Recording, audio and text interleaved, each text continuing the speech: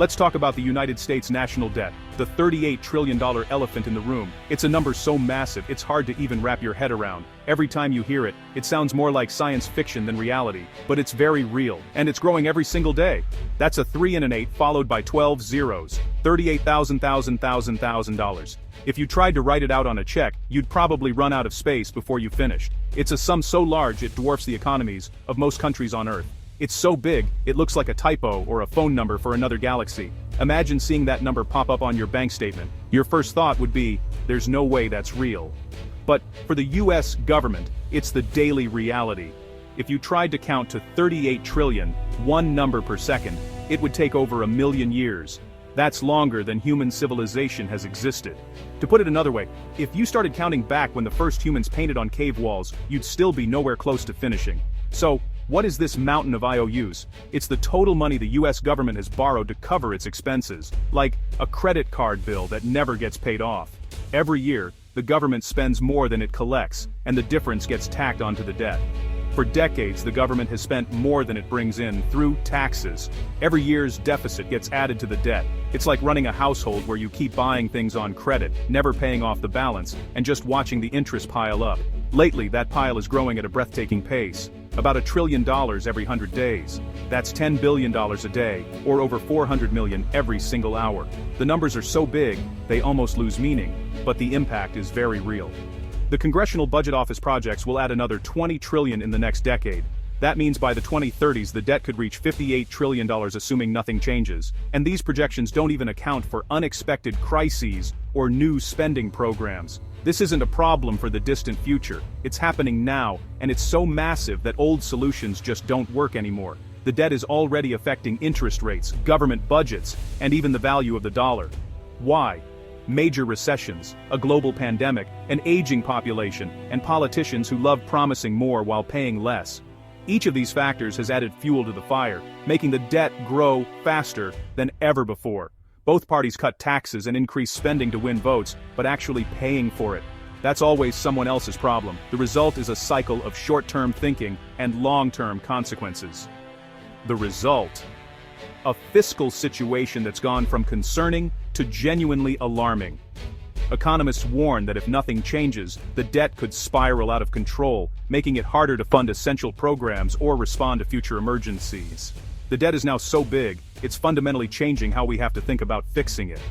Every solution comes with trade-offs, and the stakes have never been higher.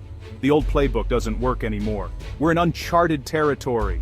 The choices we make now will shape the country's future for generations to come, and there are no easy answers. Politicians love to say, we'll cut spending, or we'll raise taxes. But the math just doesn't add up. The US collects about $5 trillion a year in taxes, but the debt is $38 trillion. Even if you took every dollar of corporate profit, it wouldn't cover a year's new borrowing. Raising taxes enough to pay off the debt would be economically catastrophic. Cutting spending? The entire defense budget is less than $900 billion. Even eliminating it wouldn't balance the budget. The truth, you can't trim the fat. You'd have to cut into the bone and vital organs of government. Interest payments alone are now one of the biggest federal expenses, creating a vicious cycle of borrowing just to pay interest. We're mathematically past the point of a conventional fix. Why can't Congress just spend less? Because most of the budget is on autopilot. About 2/3 is mandatory spending, Social Security, Medicare, Medicaid, locked in by law. If you qualify, you get the benefit. Congress doesn't vote on it, it just happens. With millions of baby boomers retiring, these costs are exploding. Touching these programs is political suicide. No one wants to be accused of throwing grandma off a cliff. So, no one proposes real reforms. Add in interest on the debt, which we must pay, and there's little left to cut. Discretionary spending, military, parks, education, is all that's left, and even cutting it to zero wouldn't solve the problem. The automatic spending is simply too big and growing too fast. The budget is locked, and the debt keeps rising. Imagine politicians actually tried to fix the debt with massive cuts and huge tax hikes. Austerity. It sounds responsible, but for the US, it would be economic self-harm. Slashing spending by 20–30% would mean millions of lost jobs, bankrupt businesses, and a deep recession. Raising taxes on everyone would crush consumer spending and business investment. The result? A self-inflicted economic crisis, not a solution. Ironically, austerity often fails to reduce debt. Tax revenues collapse in a recession, while spending on safety nets soars. Europe tried this after 2008 and got a decade of stagnation and high unemployment. The cure is often worse than the disease. Austerity is a trap. It's not the answer. If we can't tax or cut our way out, are we doomed? Not necessarily. There's a third option: inflation. Instead of paying the debt back, the government lets inflation quietly erode its value. If a dollar tomorrow is worth less than today, the real value of the debt shrinks. It's a slow-motion default, paying back with cheaper dollars. History shows that when debt gets too big, it's rarely paid back the old-fashioned way. Instead, governments let inflation run higher than interest rates, shrinking the debt in real terms. It's a silent transfer of wealth from creditors to the government. For the borrower, it's a win. For the lender, not so much. That's why inflation is so tempting for governments with massive debt. After World War II, the US faced a debt pile over 120% of GDP.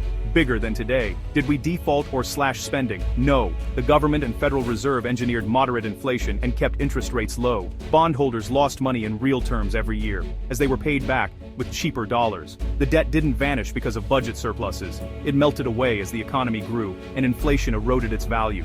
By the 1950s, the debt-to-GDP ratio was cut in half. The US never paid back the WWHY debt. It inflated it away. This is the historical playbook: use growth and inflation to shrink the problem. It's not honest, and it punishes savers, but it's politically easier than tax hikes or spending cuts. For governments, it's the path of least resistance. The mountain isn't climbed, it's melted. And that's the strategy being eyed today. Here's how the magic works. When inflation rises, the price of almost everything you buy goes up. That means your dollar, which once bought a full bag of groceries, now only gets you a few items. It's like your money is quietly shrinking in your wallet, losing its power with every passing year. If your savings aren't growing faster than inflation, you're actually losing money in real terms. The number in your bank account might stay the same, but what you can buy with it keeps shrinking. It's a silent thief, eroding your purchasing power day by day, often without you even noticing until it's too late. Savers and retirees feel this pain the most. Imagine you've worked your whole life and managed to save $100,000 for retirement. If inflation averages 5% a year for a decade, that nest egg loses nearly half its value. Suddenly, your careful planning doesn't stretch as far, and your dreams of a comfortable retirement start to fade. That's why financial advisors always urge you to invest in assets that can outpace inflation, like stocks, real estate, or certain commodities. These investments have the potential to grow faster than inflation, helping you preserve and even increase your wealth over time, instead of watching it slowly disappear. But here's the twist. While inflation is a nightmare for savers, it's actually a secret weapon for people who owe money, especially on a massive scale. For debtors, and particularly for the US government, inflation can be a friend in disguise. The government currently owes a staggering $38 trillion. That number doesn't change with inflation, it's fixed. But as inflation rises, the real value of that debt shrinks. In other words, the government gets to pay back what it owes with dollars that are worth less than when it borrowed them. Meanwhile, as prices and wages rise, so do tax revenues. The government collects more money, but the value of its old debts keeps falling. It's a clever trick, one that shifts the burden away from the borrower and onto everyone holding cash or fixed income. In effect, the government is paying back its massive debts with cheaper, less valuable dollars. The people who lent money to the government, bondholders and savers, end up getting less in return than they expected. Here's the shocking truth. The government isn't really trying to pay back the debt in full. Instead, it's quietly erasing it through inflation, letting time and rising prices do the heavy lifting. Inflation isn't just a random accident or a policy failure. It's actually a feature of the only strategy left to manage such enormous debt. By letting inflation run, the government can reduce its debt burden without ever having to make tough spending cuts or raise taxes dramatically. They'll never say it out loud, but if you look at the mechanics, it all points in one direction. Devalue the debt. That's the real plan. Use inflation to make the debt disappear, one shrinking dollar at a time. But just letting inflation run isn't enough. If interest rates rise with inflation, the government's costs explode. So, the government uses financial repression, rules that force banks and funds to buy government bonds at low rates. The Federal Reserve helps by buying bonds itself, keeping rates down even as inflation rises. This is what we saw after 2008 and during the pandemic. The playbook: borrow a ton, keep rates low, let inflation run higher than those rates. The result: a slow, invisible tax on savers, transferring wealth to the government.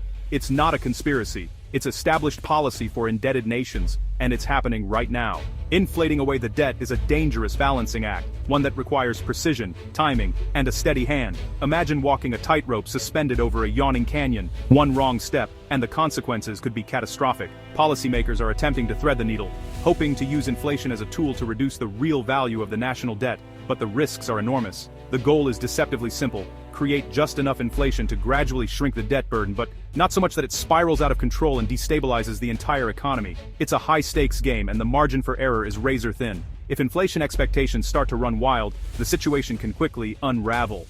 People begin to expect higher prices, so they demand higher wages. Businesses facing rising labor costs raise their prices even more. This vicious cycle, wages chasing prices, prices chasing wages, can quickly spin out of control, leading to what economists call a wage price spiral. In this scenario, the value of money erodes rapidly, and the economy can melt down under the pressure.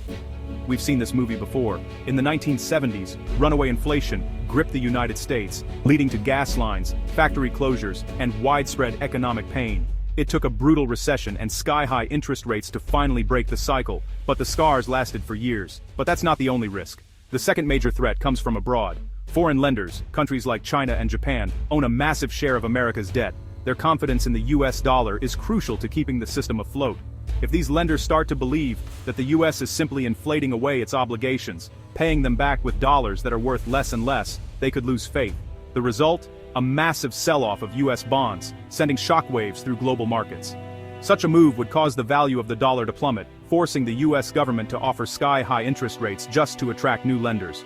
Borrowing would become far more expensive, and the cost of servicing the debt would soar. At that point, the entire strategy would collapse. The government would face a grim choice: impose brutal austerity measures, slashing spending and raising taxes, or risk outright default on its obligations. Either path would bring severe pain to millions of Americans. The fallout wouldn't stop at America's borders. The global financial system built on the foundation of US credit could be shattered. Stock markets would tumble, economies around the world would be thrown into chaos, and the ripple effects could last for generations. The shocking truth is that America's plan to erase its debt by inflating it away is fraught with peril at every turn. There's little room for error, and the stakes are nothing short of monumental. Failure isn't an option. Too much is riding on the outcome. The stakes couldn't be higher. Every decision made in Washington reverberates through the lives of ordinary people, shaping the future of the nation and the world. In the end, we're all along for the ride, whether we like it or not. The outcome will affect every American, every saver, every worker, and every investor. The question is, will we make it safely to the other side, or will we lose our balance and fall?